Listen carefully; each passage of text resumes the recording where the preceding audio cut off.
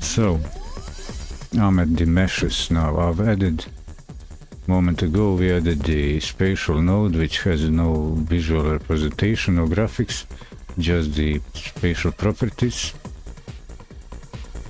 So here we get, and I was actually yapping about the hardware sprites in 2D. Here we have, for example, they're saying here in the recipes, Godot 101 at kids can code.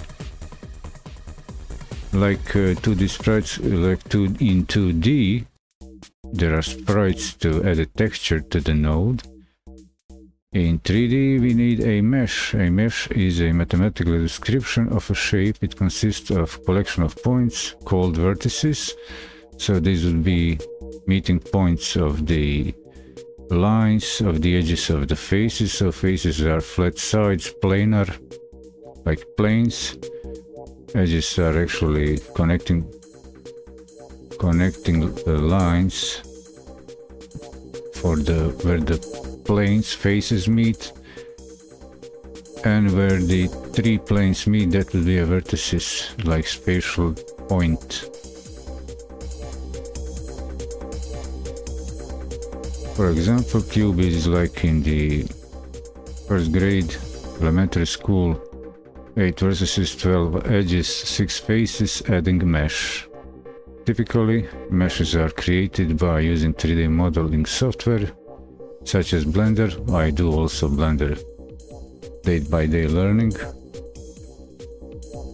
Sometimes in a both day or in a both stream, or separately.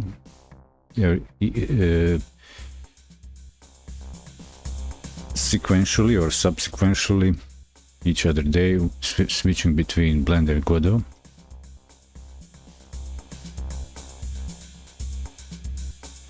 There are many models available to download if you're unable to create your own. However, often you just need a basic shape such as a cube or sphere. In this case, Godot provides a way to create a simple mesh called primitives. Add a mesh instance node as a child of a spatial, and in the inspector click its mesh property.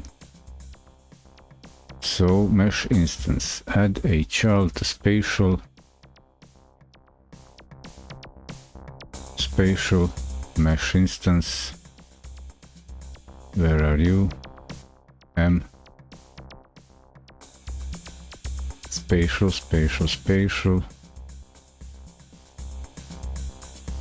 collision polygon grid map M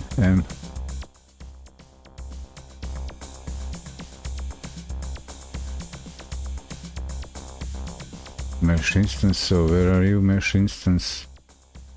In the call instance. Okay, so for call instance I can't select it, that's just a parent group. Well, is there a tooltip for parent nodes of all nodes that can be called?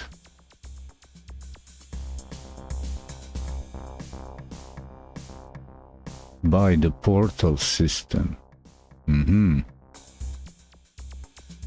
So is the portal system the 3D representation of the collision detection? A mesh instance, yeah, create.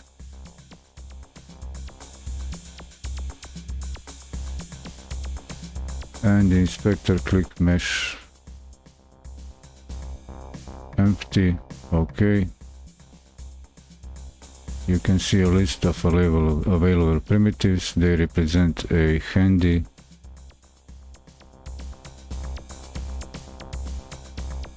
collection of common useful shapes. Select new cube mesh and you'll see plain cube appear on the screen.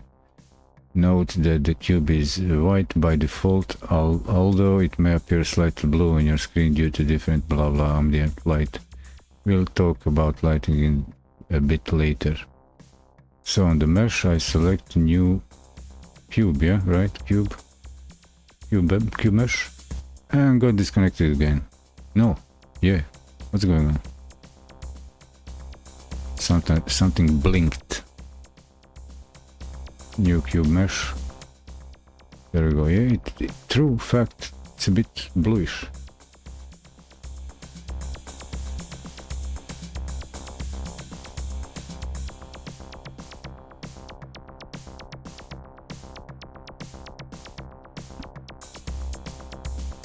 Streaming dashboards report excellent connection, that's good. Light up, okay, cameras. Try running the scene with your cube object. Did you see anything? In 3D you won't see anything in the game viewport without adding a camera. Add one and use the camera's gizmo to position it pointing towards the cube. So I know that's the fact, but I would expect that there's some default view or default camera, but no, without camera, nothing.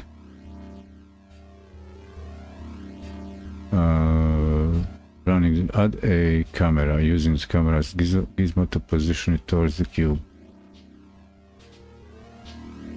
So this whole scene has a root node, spatial, and camera, spatial. Is it spatial? Yeah, I got mesh here showing camera. Okay, camera is here. Interpolated camera. AR, VRC, augmented reality, virtual reality camera. Okay. And where are you, camera? Can we see you?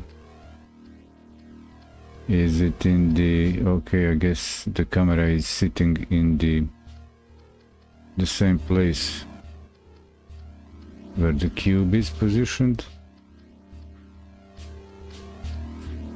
So if I actually select the mesh, the cube, and I move it,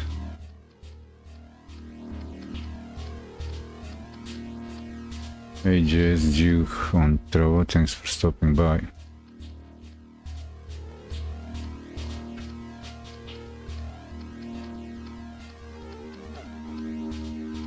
And I will place this cube here on the ground and select camera and place it right here.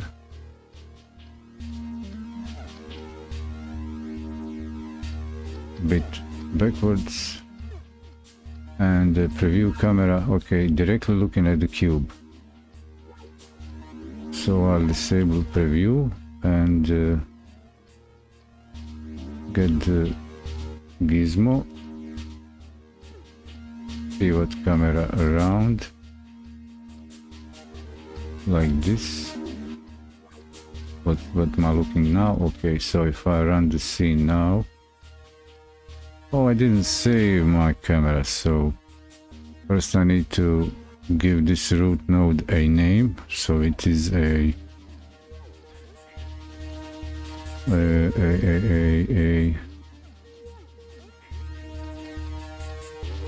3D intro kids can code G101. That hit Ctrl S to save, and yeah, that will be the name. So I can actually even build the whole project with each scene and implement also a menu to select each scene for each of these chapters. Wrapping up video version of this lesson. Cool. So what are they saying about other camera? Use the camera's gizmo to position it pointing. Pinkish purple pyramid shape on camera is called the frustum and represents the camera's view. Where is the frustum? Okay, it's the pyramid. Cool. But we can also see the main scene, the root node space that it takes now. The space it shows the orange outline that is housing, or how would I call it, embodying, enclosing the all child nodes, all its child nodes in the scene tree. So the first room represents the camera's view. Notice the small triangular arrow which represents the camera up orientation. As you're moving the camera around, try pressing the preview button in the upper left to see what camera sees. Play the scene to verify everything's working as expected. Play the scene. There's no moving implemented, just this basic thing. The view, like select camera, preview. I can't zoom in or do anything in the camera view, just to so the scene doesn't get disturbed. Okay, this is wrapping up. Going to the contents, importing 3D objects. In the last part we started 3D project, looking at how to navigate. In this part we'll learn how to import existing 3D objects that you've made or downloaded, and how to use more of Godot 3D nodes, importing 3D objects. If you're familiar with 3D modeling software such as Blender, you can make your own models to use in your game. If not, there are many sources where you can download objects or even collections of objects for particular game types. One of our favorite makers of free game art is Kenny. For our tutorials we're going to use Kenny's platformer kit, which you can download here. This kit has a wide selection of objects that we can use to practice our Godot 3D skills. Here's sample showing. Cool. New tab, go to platformer kit, download platformer kit. Are there versions? Version 1, completely remade. Category, compatibility, no, nothing special explained here. Animations, yes, included. Consider donation next time. So what happened? Did I download it? No, I didn't get any download. Version 2, 1, no, 3D. Get all in one bundle. Buy now. Follow. 3D models, that's all in one bundle. And how about download this? Okay, continue without donating, I'm blind. 3 megabytes. Kenny platformer, where are you?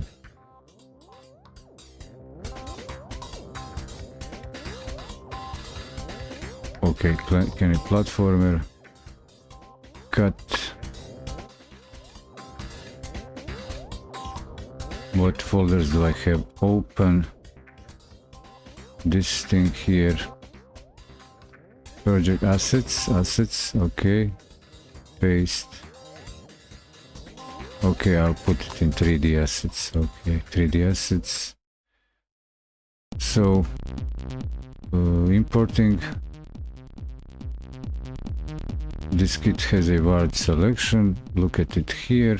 Once you download the kit, you'll find that the objects inside are provided in a variety of different formats. Godot is able to use several of these.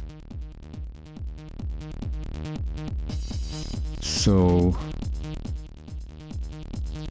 but since GLTF is available in this pack, it's preferred over the others. Copy the GLTF format folder into your Godot projects folder and rename it to Platformer Kit.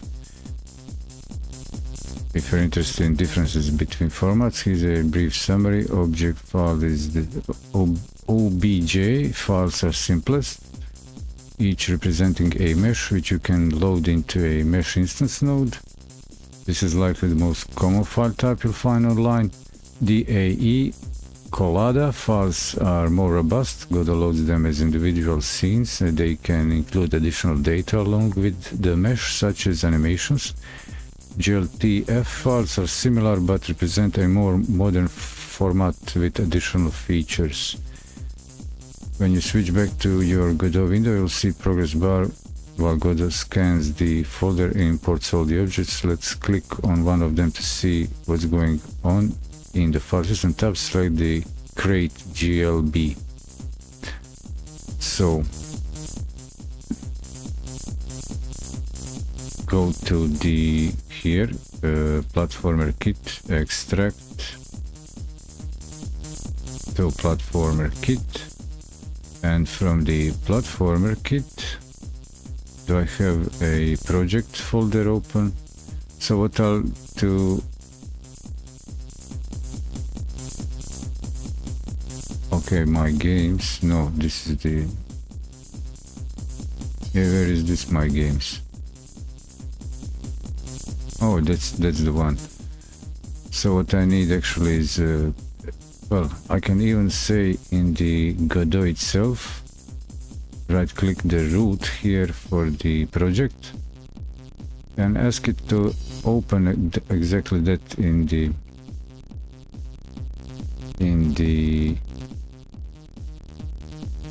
and I'll create file.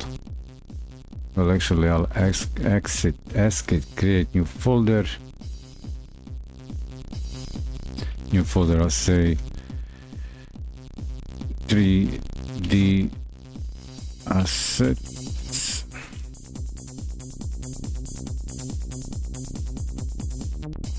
and that will be also created here, so I can, between these two,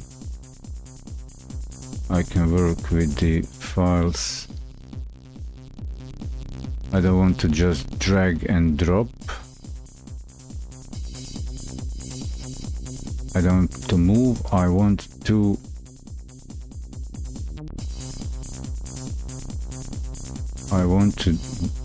pull FBX, okay, FBX, OBJ, I'll pull this thing in 3D assets, actually no, I'll even say here new, or even actually even better in the Godot, new folder, Kenny's platformer kit, yeah, and now I'll drag in there, so for better, and right click, hold right mouse button, drag, that is that will open the menu where I can select copy, not move, and the Godot is importing this. Good work, Godot. Oh, will you make it? Come on. Yeah, guess all done. I can minimize the browser windows, file browser, file explorer window, and they say cube, get the cube.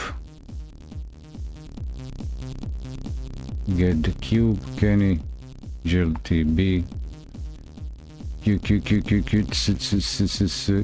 search files, Sulbe.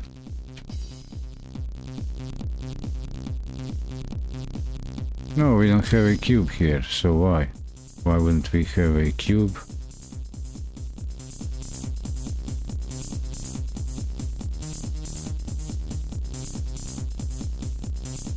clear this. Arrows, barrel.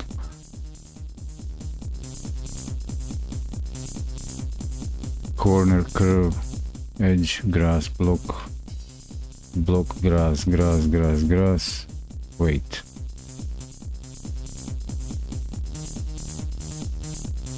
Crate. Oh, crate.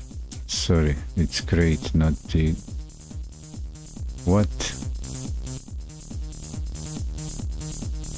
Select the crate.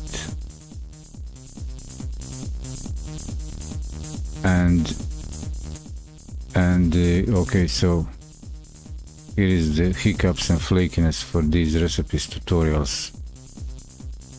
The file they say in text is crate, in the import is cube, so do I have to crate GLB? Okay, crate. And click on the import tab. Where is the import tab? Oh, here it is on the scene. Scene import crate. Yeah. Click on the import. Here you can see the cube object will be imported as a scene with its root type set to spatial and named scene root. Let's change this, set the root type to rigid body and the name and the root name to crate, and click re-import. So set the root to rigid body. So before or for re-importing, root type is rigid body.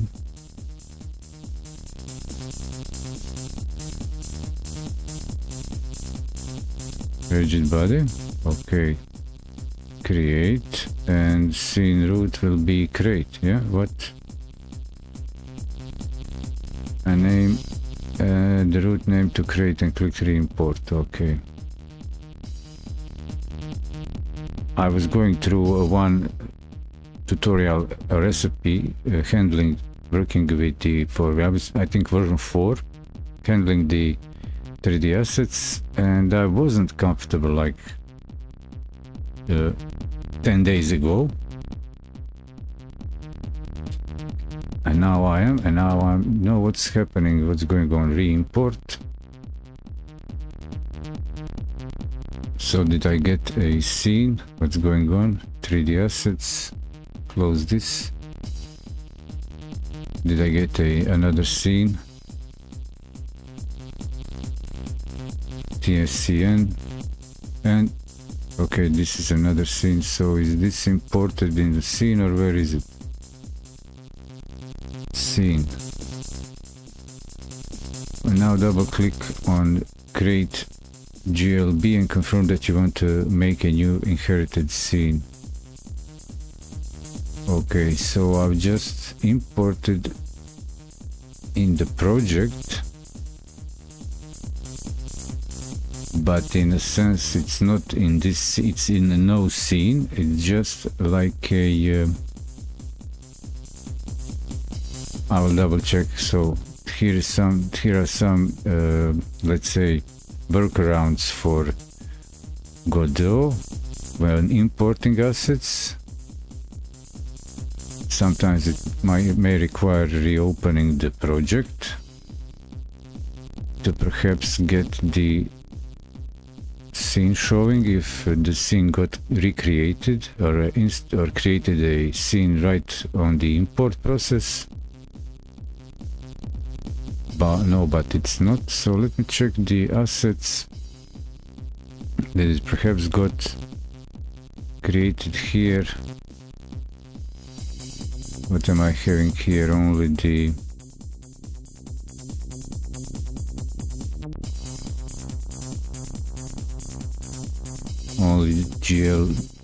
GLBs, no scene. No scene, just to make sure what happened with importing. And because I want to know where did that re-import process occur? Where is it? Where is the record of it? Is it in the projects? In the index of the project? There should be a reference for it. Default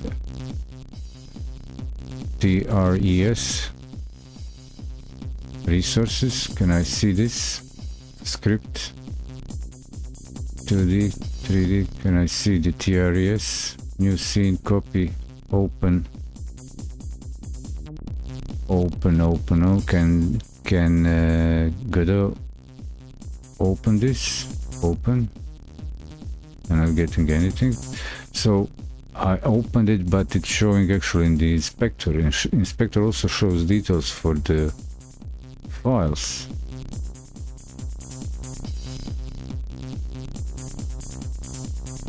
So if I check here, it's the environment, resource, adjustment, resource. It's a resource as a resource in the file system. Environment, background. It could be holding the default settings for the world. Okay, so I'll do what they say. I just wanted to double check. I can't read it. I could have. I'm curious about what I'm curious about is the reference for the reference about this import. So what's in the import?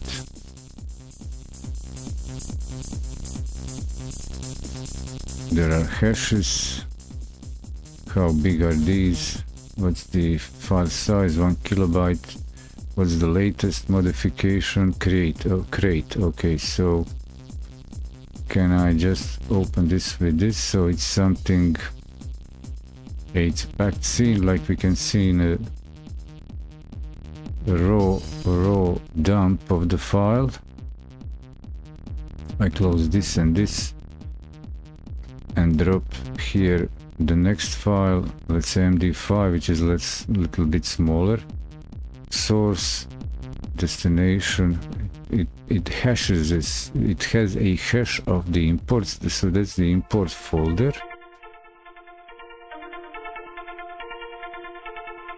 Those are the hashes. Git ignore stx. What is this? Oh, that's another type of. So what are the pairs? Who gets the stx? Is it sprite texture? Is that it? stx. So only file that. Okay, we got the import this, import that. Does the Kenny asset GLB has a import file? Date modified, latest. Okay, import. They all have imports, and here is something about it. Importer scene, type packed scene, rigid body, node root name crate. Okay. So it is something that I can actually, there is a reference in the project now about it. So it can be even instantiated without a scene in a script. But so, with this import process, it couldn't be accessible through the script without the scene. And the, again, resource import to get some sort of a handle identifier for it, to handle it.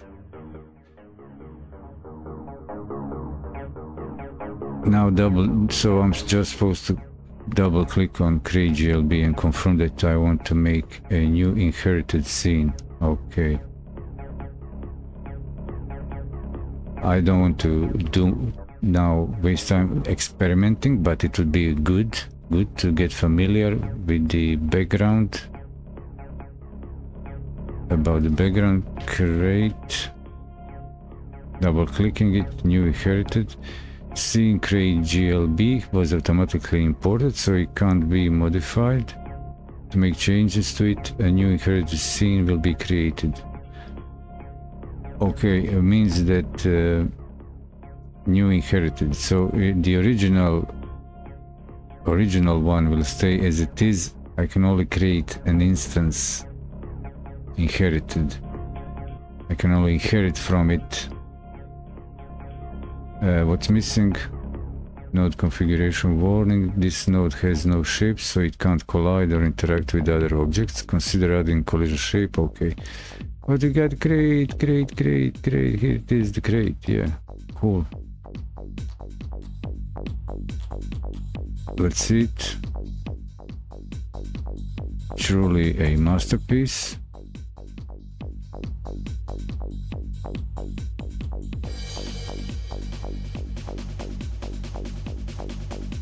I can't zoom any further. Okay, so what's next? Here we have a classic game object to crate. The root node of the scene is a rigid body named crate, just as we wanted. However, there is a small problem, it seems. Can you export this with an offset?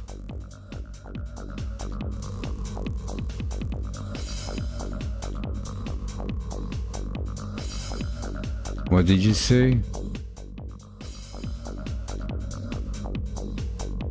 I didn't move it, I didn't touch it. So what's selected? There's an offset. Where is it?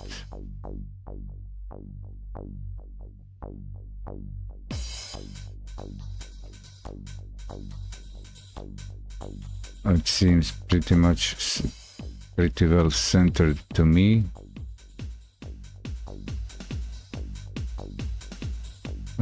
Click Y. We're looking at from above, looking from sides. Where is the offset? I don't see the offset. Crate, click crate. From the top, from below. Top, below. Left, right. I don't see the offset, bro.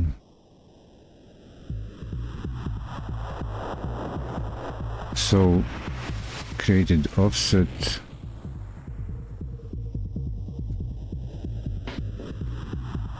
If you've downloaded a recent version of Platformer Kit, you won't need to correct the translation. It looks like it has corrected. Okay, yeah, it's corrected. It would be much better if the crate were centered relative to pattern node, so that when the rigid body rotates about its center, so will the mesh. So will the mesh. Will the mesh. Mesh will the mesh. How are you all doing over there? Finally, we need to add a collision shape. Add a collision shape node as a child of crate. In its shape property, choose new box shape. Okay, so right click on crate.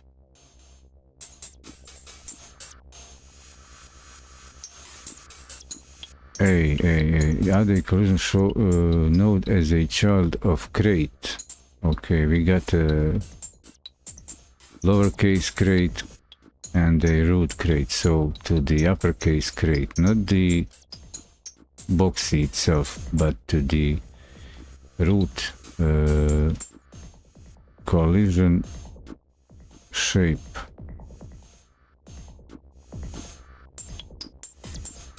Is it collision 3D shape?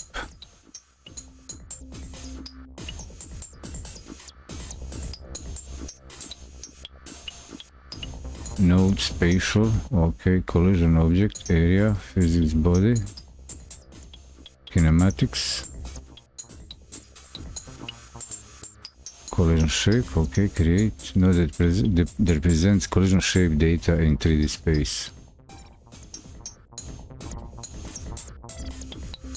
And box shape here on this side, collision shape, empty box. We are in clear now, we are in green. We have a go.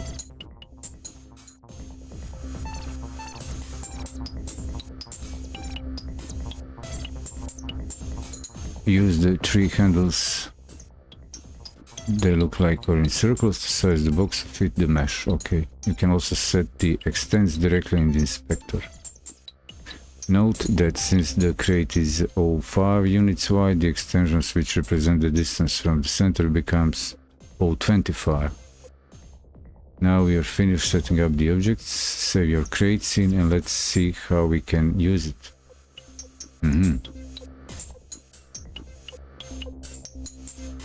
So collision shape, go in 3D. Where is the collision shape? Is it large, small? Size, scale. Scale. Undo, I'll hold. Can I lock?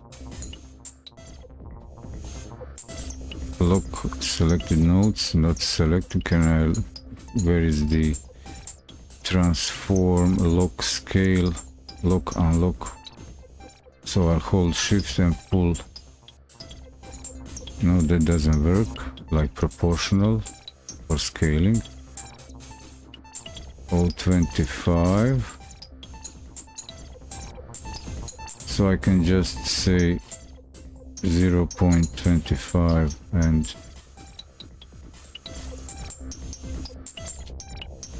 aren't they locked?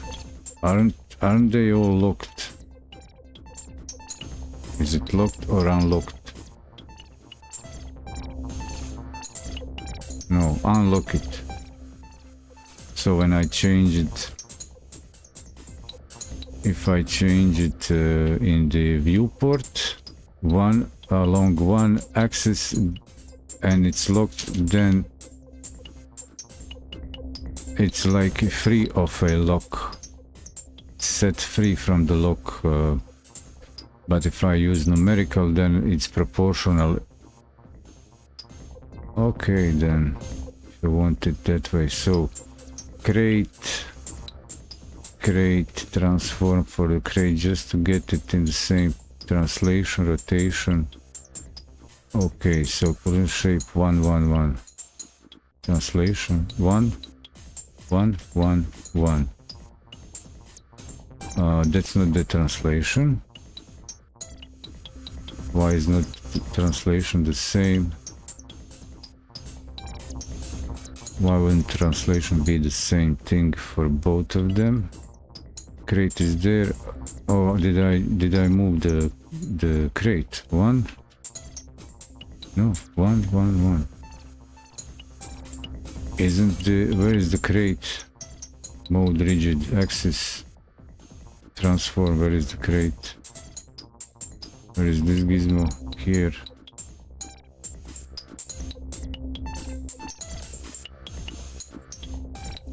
Reset.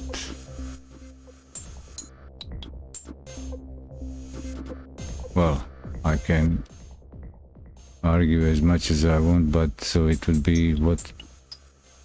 25. Why 25? Well, okay, there we go. Saved. Great. Scene created. 05, 025 mesh distance. Okay. Building a 3D scene. Create a new scene with a spatial route. The first child we'll add is one to give us a ground.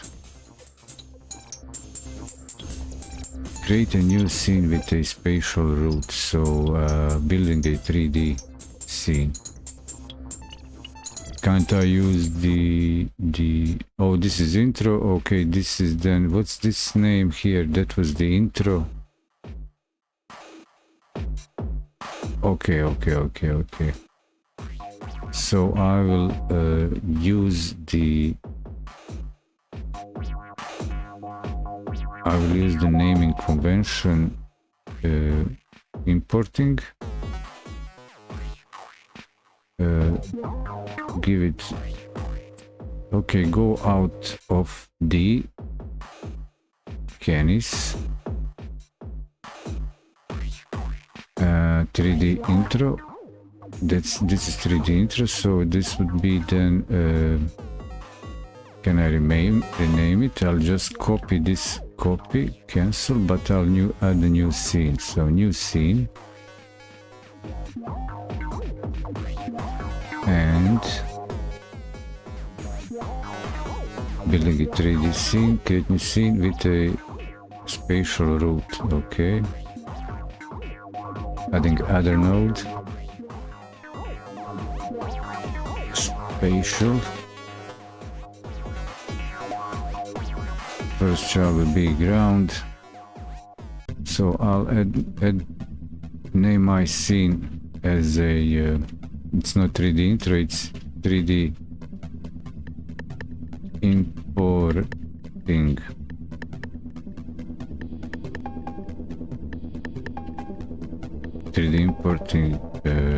And here I'll put the number 02 because this is lesson 2 in 3D. No, I'll do it even here. So 3D02, 3D02 importing.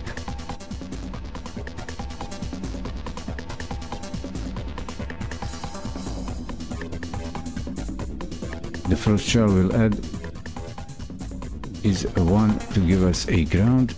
To stack some, create some. Add a static body called ground, and to that add a mesh instance. Static body. Static body. Spatial. Okay, yes, spatial. Yes, static body 2D. Okay, spatial. And add to it a mesh instance. So ground. Add child node, mesh instance. Yo, is that it? Are we there? New plane mesh. So for this instance, mesh new plane. Only a plane, no height. Just the flat 2D plane. Click on it to open property size to 1010 so that we have a nice large surface. Properties 1010 size. Is it in transform? Rotation scale. Which size? Size. Where is the plane mesh properties? I'm double clicking it, but that's not the trick. Is it in transform or what? What's the size? Is it the scale? What would be the... Is it in geometry? No, material.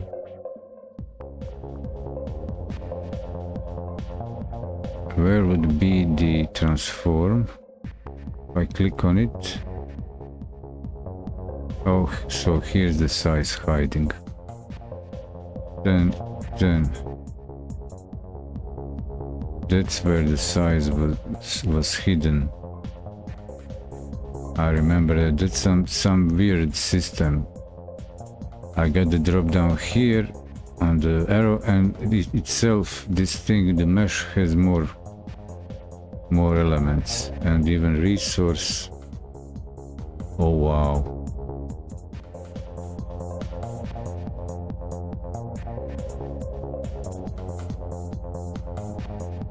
However, it would look better if it weren't plain white. So in the mesh properties is a material property. Materials are how you define the appearance of an object. New spatial material, and click it to open a large list of properties. To set the color of mesh, we need the albedo property. Choose a color such as brown or dark green. Also in the mesh properties is a material property. Material is defined. Appearance, okay, select new spatial materials. So here in the mesh there is also a material. Okay, here is the material empty. New spatial material. And for this material, click on it. So that's the trick.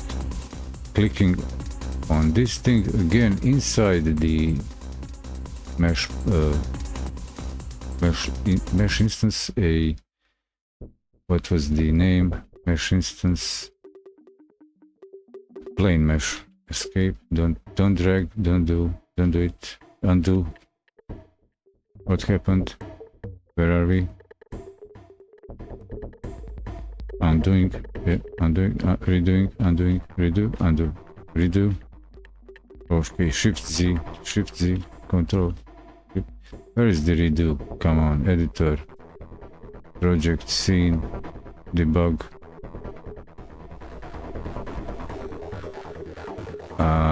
Don't we have here a undo, redo? Now hello over there on Trovo, how are you doing? Welcome. Get your ass cool here in the open workshops.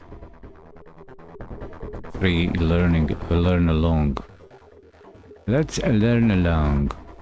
Okay, here is the undo. So Control Z, redo, Control Shift Z. So okay, Control Shift Z. So don't be Control Shift Z. Yeah, and redo, undo, redo. Yeah, that's it.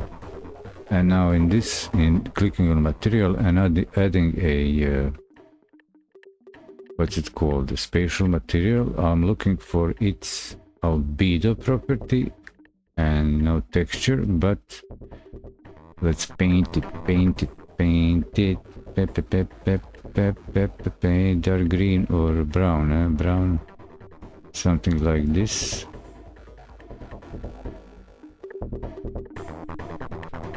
Not too black, not too brownish, dirty. Okay. Pro green ground level.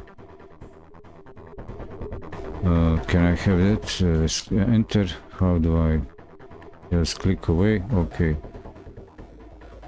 Color, that's it. Color set. Cool.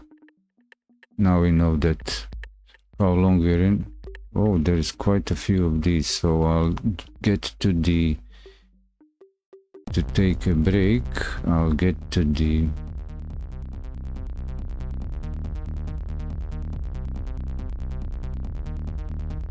okay. Building 3D scene, spatial material, color. If we add a crate, it will fall through the mesh. So we also need to give it a collision shape. With the crate, we added collision shape node and assigned a shape. That's one way to add collision. Let's look at another. Select the mesh in the menu, add the off the viewport. Select the mesh and in the menu on the top of the viewport, choose create a convex collision sibling. This will automatically create a collision shape node as a sibling of the mesh and assign it a shape that matches the mesh. Oh, so okay, so mesh instance, mesh, try mesh, simplify, multiplex, try mesh, static body. Is that it? Oh, create convex collision sibling at the top. Oh, what? Create a collision simplified. Oh, single convex. Where is the convex? Can I get the convex? Single convex. A simplified convex, multi-convex. Choose a create convex collision sibling. Create a convex single. If I have a better look at tooltip, creates a single convex collision shape. This is the fastest but less accurate option for collision detection. Simplified creates a simplified convex collision shape. It is similar to single but can result in simpler geometry in some cases at cost of accuracy. Tri-mesh collision sibling. Okay, I'm not looking for tri-mesh, I'm looking for convex one. Why does it matter to be a create convex collision tri-mesh? So this is maybe an older version or maybe higher version in some beta, a little bit different than version 3. So in this version 3, what would I use? I use a single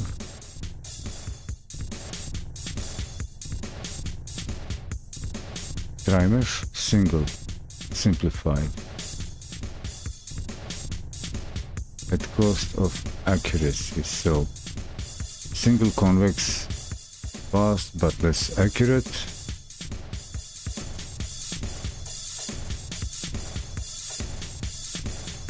Or simpler geometry at cost of accuracy.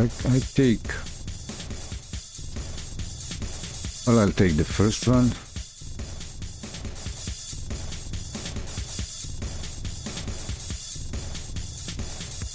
So it's a sibling.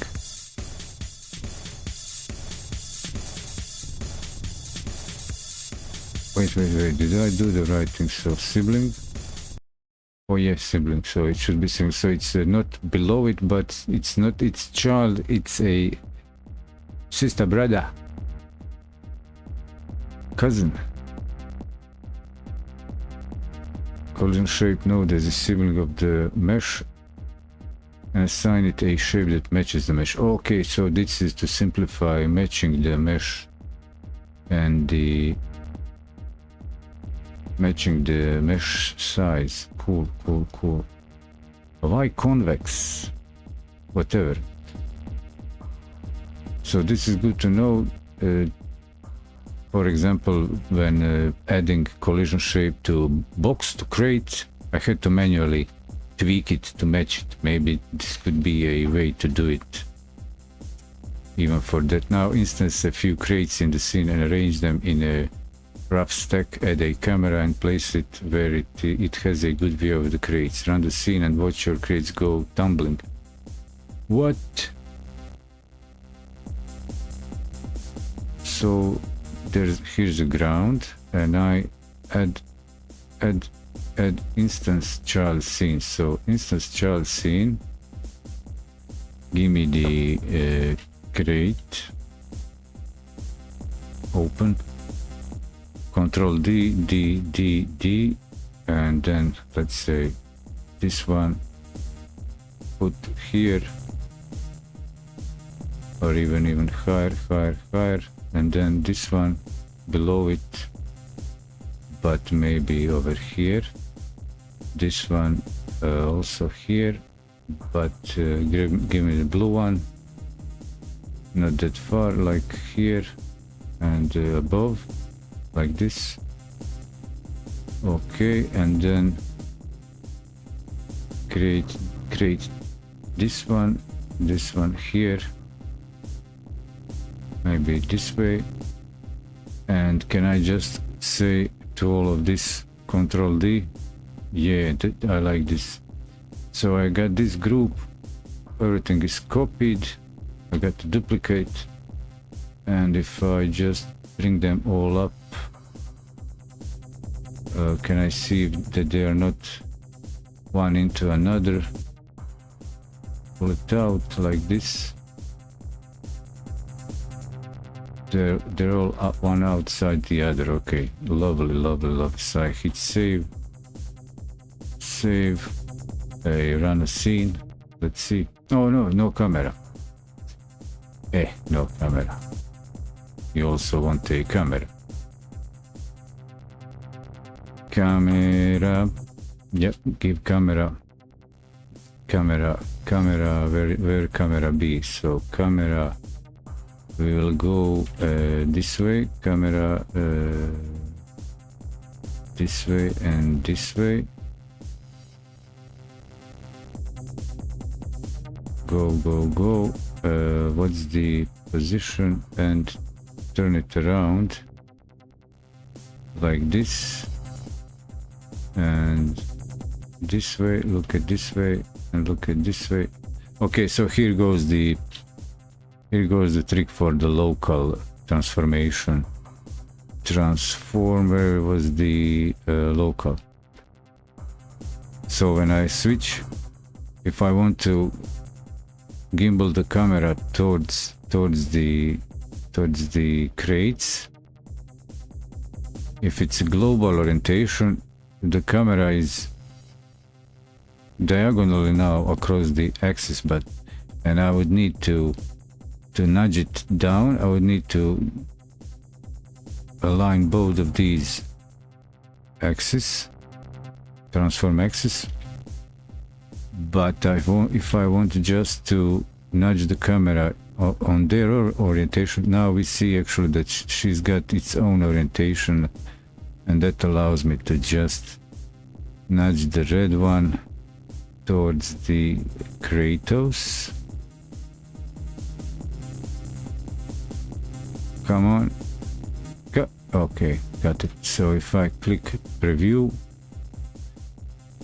camera is a little bit kind of looking weird. Okay, not weird, but okay. So undo. Okay, so it's over there. It's there, and I want to. If I got the local transform, look at these guys. Move the output. Not that transformation. Go further back from this place like this, and look at it from above. I want to see the top boxes. Okay, cool. I can go down, preview, and I want to rotate camera down, not too much. I want to see the top boxes and the ground. Lovely. And then I just also go back like this, double check, even go more, double check. So what's the cameras? The camera. Okay, I got it. Okay, I can also do more of these. Okay, so let's run this, huh? Amazing, F8. Lovely. Next chapter, rotating camera. Let's make camera more dynamic by having it slowly orbit around the scene. Okay, orbit around the scene. Add a special which will be located at 000 and name it camera hub.